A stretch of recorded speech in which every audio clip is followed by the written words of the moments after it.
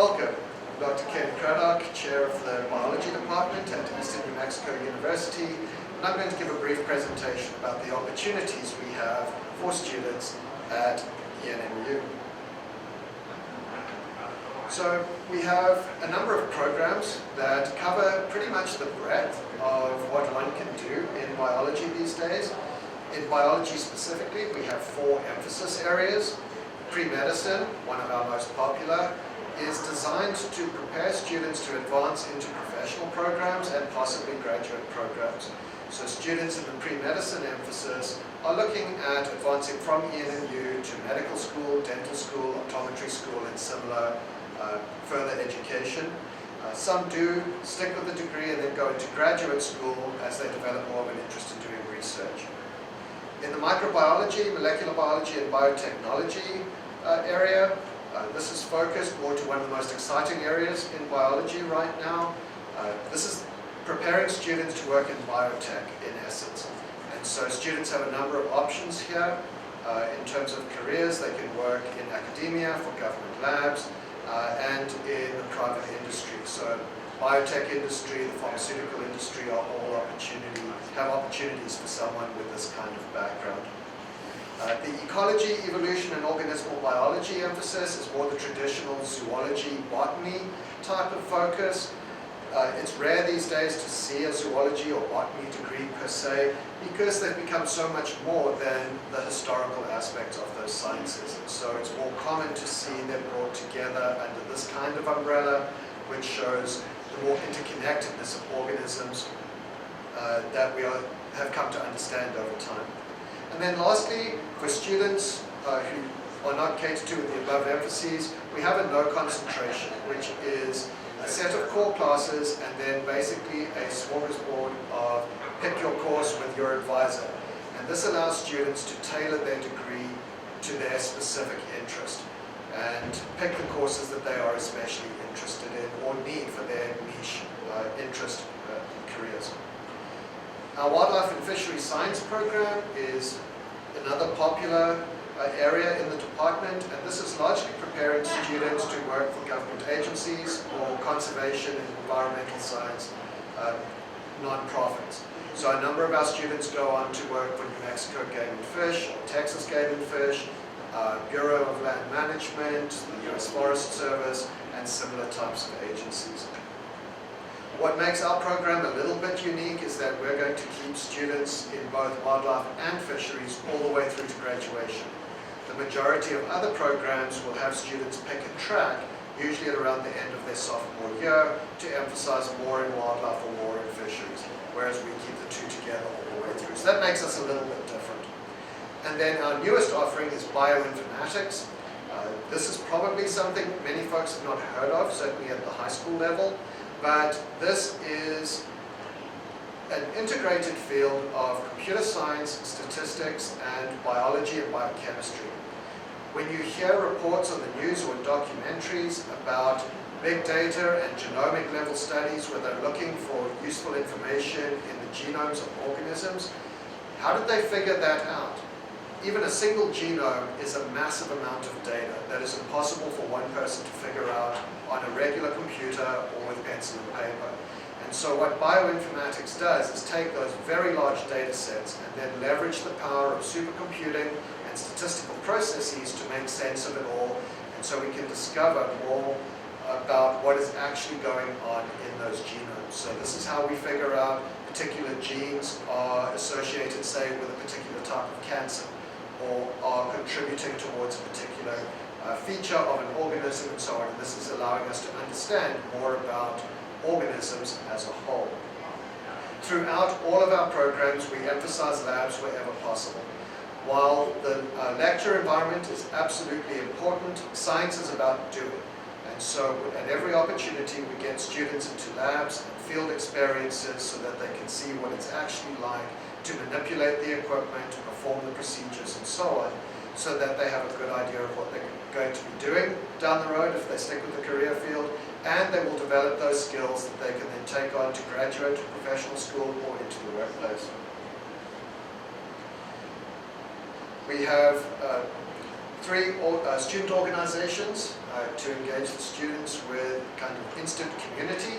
The Caduceus Society is for the allied health students and has students from freshmen all the way through to graduating seniors. They're a very active group, and one of their signature events is the Allied Health Symposium, which was set up a few years back, driven by the students, and the students still do most of the organization for this, where recruiters and faculty from professional health programs from the Southwest come to Eastern and talk with students for about a day and a half about what it takes to get into their programs, how to prepare as an undergrad to make themselves a competitive applicant to the programs. They help them with writing their cover letters, developing their CVs, how to stay focused on courses, connect them with resources. It's really been a very, very strong program and has really helped our students here at Eastern not only connect with those programs but be successful in gaining entrance into a number of those programs. Closely associated with Caduceus is the Pre-Dental Society, which, as the name suggests, is the dental students, but they cooperate and do a lot of the same activities right along with the Caduceus Society. And then the Wildlife Society, formerly known as the Fish and Wildlife Club, is for the students primarily from wildlife and fishery sciences and the EEOB, the ecology, evolution, and organismal biology areas.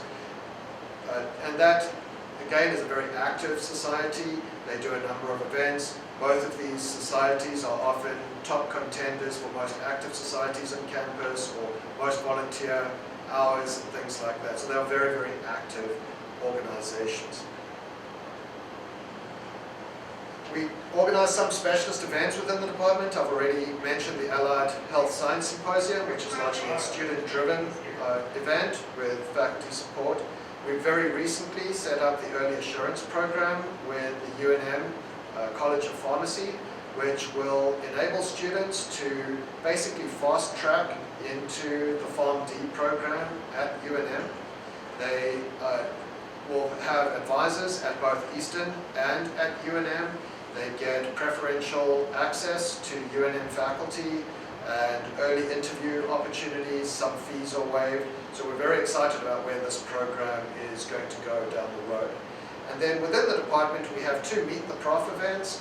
One for freshmen coming into the department, where all the professors introduce themselves, talk about the courses that they teach, the type of research that they do, and which degree emphases that they advise. And then we do another one for the upperclassmen, which is really more focused on the research opportunities that we have and other professional developmental opportunities that we have, and try and work with those students to help prepare them for graduation and planning for those next steps, whether it's professional school, graduate school, or entering the workforce.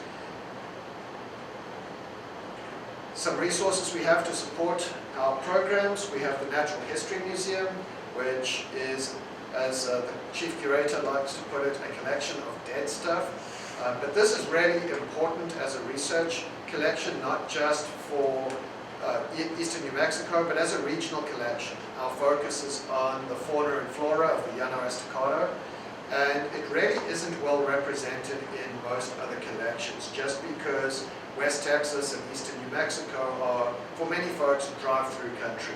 And so they've been very little studied in terms of the biodiversity that is here. So this is a very important regional resource. Dr. Pollack, our current chief curator and entomologist, has set up probably one of the best, if not the best, predator-prey relationships in this museum with robber flies. If there's a collection that rivals it, it's in the Smithsonian. He has over 10,000 predator-prey relationships with flies, and that is revealing a lot of very interesting ecological data about that particular group. For engagement, we have the Tony Gennaro live exhibit, again primarily representing the fauna of the Llano Estacado. This is open to the public Monday through Friday. Most of the time we have students involved with this, with the maintenance of the exhibits. And this is really important for students who are interested in a career in working in a zoo or an aquarium or a similar type of setting, because although this is a small-scale operation, you still have to do the same types of things. Upkeep of the exhibits, making sure the animals are healthy, animals need to be fed, even over weekends and vacations and things like that. So it helps makes them aware of a lot of the behind-the-scenes activities that go on in zoos and aquariums, and so they can not only get experience, they have a better understanding of their career field. And of course, it's a great resource, not only that we use in our teaching laboratories, but also for the regional schools to come by, and for the general public to come by and just get an opportunity to see some of the animals that live in our region. We also have a greenhouse that is used both for research and for teaching. The biology preserve, which is about 10 miles out of town, is a great opportunity for research. We have active research there currently with radio telemetry and box turtles, understanding home range of box turtles, which is not actually studied. Box turtles are so familiar, you would think we know a lot about them. Turns out we don't. And so we've been looking at that. And another interesting part of that is when people rescue a turtle and just put it where it wasn't originally from, they wander around a lot more than turtles that are from a particular area, and that has implications for their long-term survival and our understanding of conservation of box turtles in general. We also use this area for teaching field entomology techniques, field small mammal techniques, and so on, so the students get out, setting live trap lines, checking those traps, identifying the organisms. So it's a really, really useful resource to have for teaching our students field techniques. What has become a perennial favorite for the pre-med students and the forensic science students is our cadaver lab. Students at the undergraduate level will get to learn human anatomy from a cadaver. That really does prepare them well for advancement into the professional fields, where they will be learning at that level from cadavers as well. They've already learned what it takes to work with a cadaver. And that, not an insignificant, walking into a room with a cadaver on the examination table is something that takes some getting used to. So when they advance to those higher levels of study, they've already experienced that, and they can really focus on that more detailed level of study down the road. And then our streamflow tank, colloquially known locally as the donut tank. It is not filled with donuts, but it is shaped like one, and it is meant to simulate stream flow. And so when it has water in it, we have a number of pumps that we can regulate the rate of flow. We can change the setting of the gravel and so on that's in the tank to change the flow regimens. And so without having to actually go to a stream, we can study stream ecology of a variety of organisms. And something we're definitely looking forward to is the renovation of the Roosevelt Science Center, which will update our facilities. And that is due to start in the next year or so. There's been a lot of talk in the preceding 18 months in getting ready for that, but groundbreaking will happen in the next year or so, hopefully. In research, we cover from lab to field, and we encourage students at all levels to get involved with that. And we do have undergraduates and graduate students involved in the labs throughout the department. And students who do get involved have the opportunity to be included on the papers that are published that result from that research and present at conferences. In the student competitions, our students perennially do very, very well. Even against larger, more research-focused institutions, our students present very, very well and are definitely competitive in their fields. So just a quick sampling of current research projects in the department. I'm just going to go through the faculty alphabetically. Dr. Matt Barlow, who is our anatomy and physiology professor, has projects in metabolic syndrome, which is a precursor condition for type 2 diabetes, and a very important area of study, because if we can stop progression of this condition to type 2 diabetes, that has significant health benefits for the patient. He's also studying concussions with the premise that the test that is given from high school all the way through to professional athletes is not actually sensitive enough, and that we are returning athletes to the field and the court that are still clinically concussed. And so he is evaluating a new test which incorporates the current test but then adds to it, basically multitasking. The current test, you're doing a single task while seated. Dr. Barlow's modification involves multitasking, which is what you're really doing on the field or on the court. And in recovering from a concussion, can you actually manage multitasking and so on? And because if you have someone who's still concussed, they're that much more likely to get a second concussion, which then compounds the injury that was originally there and has serious medical implications for the athlete. So a lot of interesting data coming from that.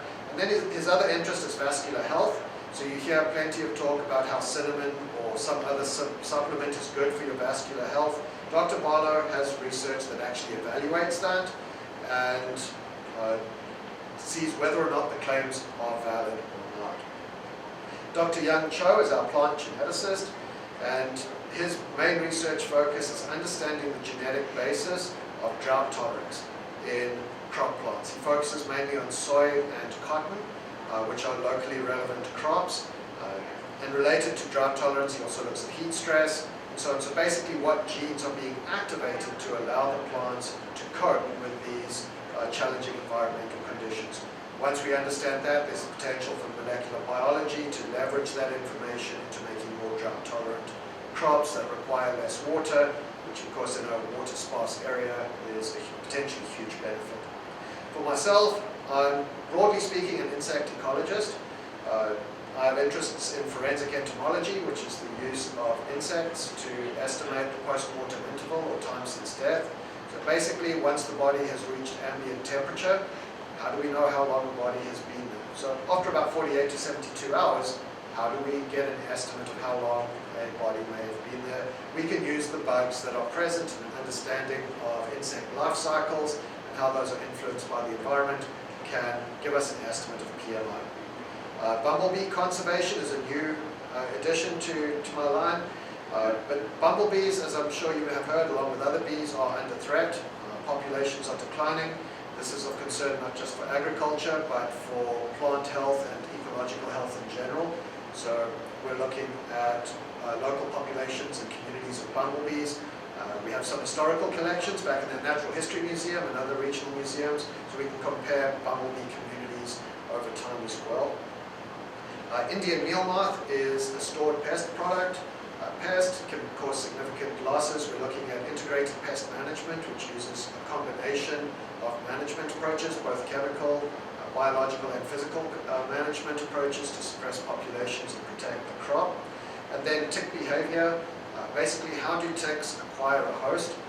Most tick research focuses on what happens once a tick is on a host, its feeding, its transmission of diseases and so on. My interest is more about what the tick is doing when it's not on a host. And are there any chinks in its armor, so to speak, there that we can leverage to suppress tick populations? Because if we understand what they're doing, maybe we can prevent them from ever acquiring a host and biting in the first place, which of course will then reduce the risk of tick-borne diseases.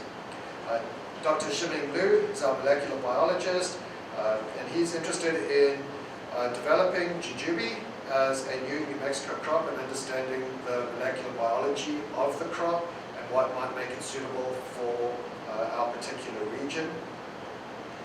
Dr. Ivana Mali, to use her own term for herself, is a turtle nerd. She loves going down to the freshwater environments we have in southeastern Mexico and West Texas and studying turtles, in particular the Rio Grande Cuda. She also oversees the box turtle research that I mentioned earlier, and her parallel project is with hantavirus prevalence in small mammals, which it turns out is not well understood in eastern New Mexico. And a small-scale project by a student turned up some interesting results, which she's now following up on and has been expanded into a much larger project in understanding hantavirus distribution. Dr. Darren Pollock is our entomologist and systematist. His main area is beetle systematics. He's since branched out in the last 5-6 years into robberfly systematics, which is basically putting those long italicized names you see in literature and sometimes are tongue twisters. He is one of those folks that puts those names to individuals. The beetles he studies are not found locally, whereas robberflies are, so he's able to do his research without having to travel vast distances, and he's, as I mentioned earlier, accumulated one of the most significant robberfly collections probably in the country, and certainly regionally very important. Dr. Varela is our microbiologist. His main interest is antibiotic resistance mechanisms, so how do bacteria resist the antibiotics, what mechanisms are they using? His main focus there are what are called efflux pumps. These are, think a water pump. Basically they are collecting the antibiotics and pumping them out of the cell before they can do any harm. And so from there he goes on to how can we basically regain the efficacy of our antimicrobial products. So once we understand what the bacteria are doing to circumvent the impacts of antibiotics, how can we basically make those antibiotics impactful again?